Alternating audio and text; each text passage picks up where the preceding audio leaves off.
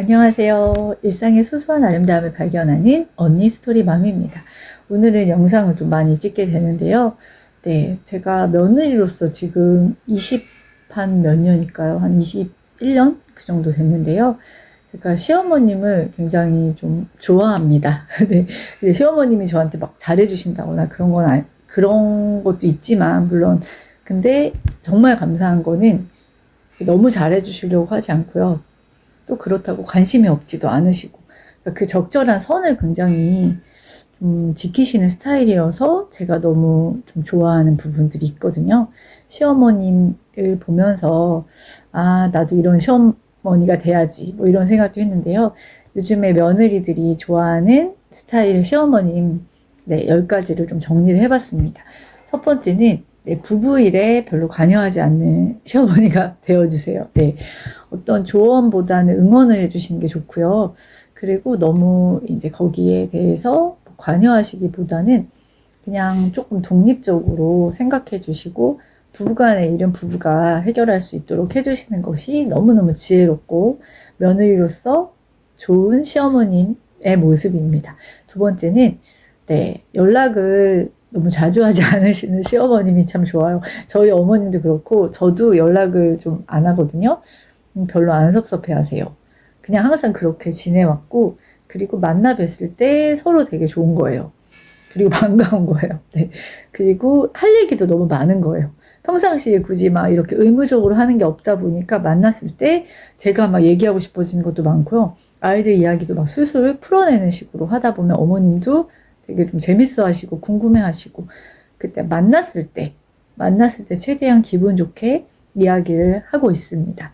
그리고 세 번째는 시어머님의 방식에 그런 스타일을 강요하지 않으시거든요. 그리고 좀 이렇게 지켜봐 주시는 편이고요.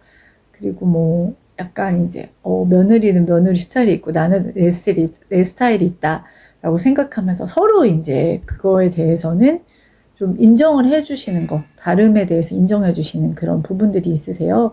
그래서 제가 뭔가 했을 때 그렇게 하면 안 된다든지 또는 왜 그렇게 하니? 라고 물어보신 적이 없었습니다. 네, 그런 부분들이 좀 좋고요. 네 번째는 좀 시어머님께서 잔소리가 없으세요.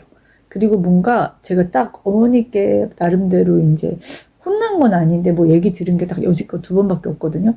근데 그거를 되게 솔직하게 저에게 그냥 말씀을 해주세요.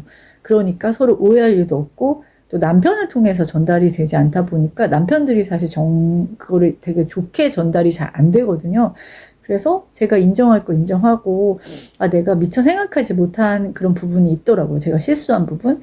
그래서 그때, 제가 어머님 미처 그렇게 생각 못 했네요. 어머님 생각하실 때 그러실 수 있겠어요. 그러면서, 다음에는 조금 더, 생각하겠습니다. 라고 얘기하면서 그냥 딱 쿨하고, 기분 좋게. 거기에 대한 감정이 남지 않는 거죠. 저도 또 알게 되는 부분도 생겼고요.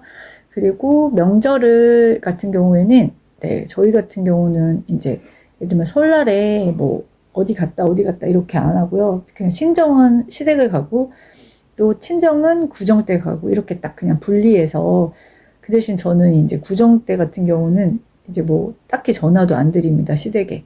친정에 이제 가서, 또 어쨌든 명절을 샜기 때문에.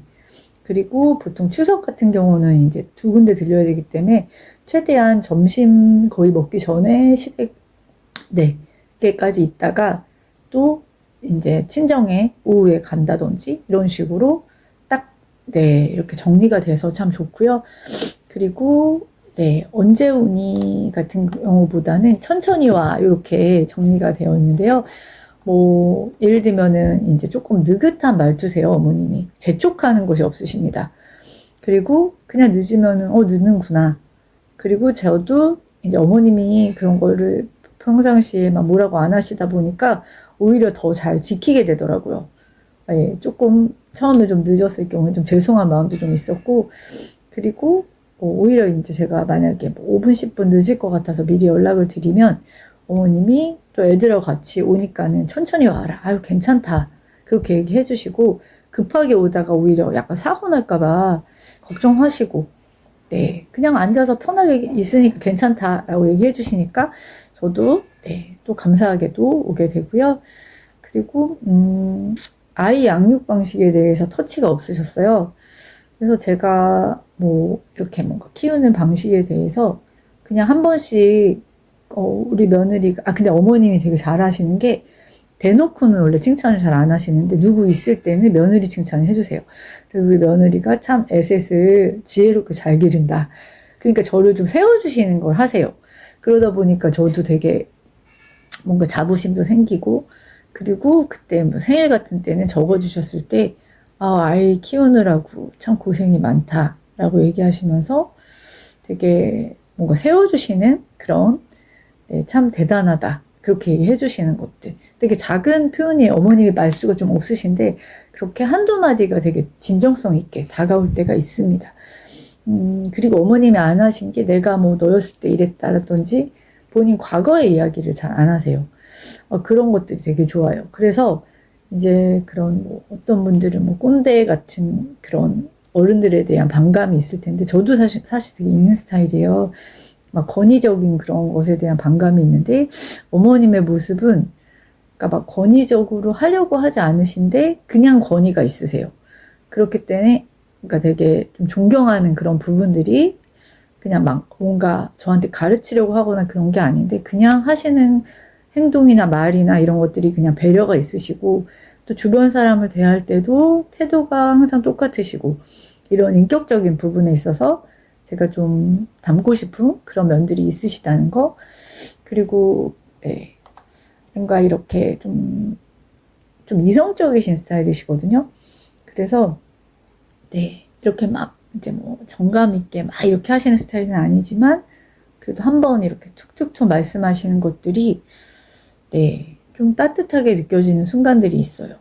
그래서 이제 격려나 이런 따뜻한 표현들이 이제 말 속에 좀 묻어나게 해주신다는 거.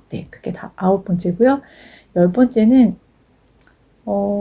일단은 그 어머님이 딸이 또 있으시다 보니까 또 저를 이해해 주시는 부분도 있으신 것 같고, 어머님 같은 경우는 좀 시집살이를 약간 하셨어요. 그리고 마지막에는 좀 간병도 하셨고, 그래서 며느리의 그 힘든 것들을 좀 아시는 것 같아요.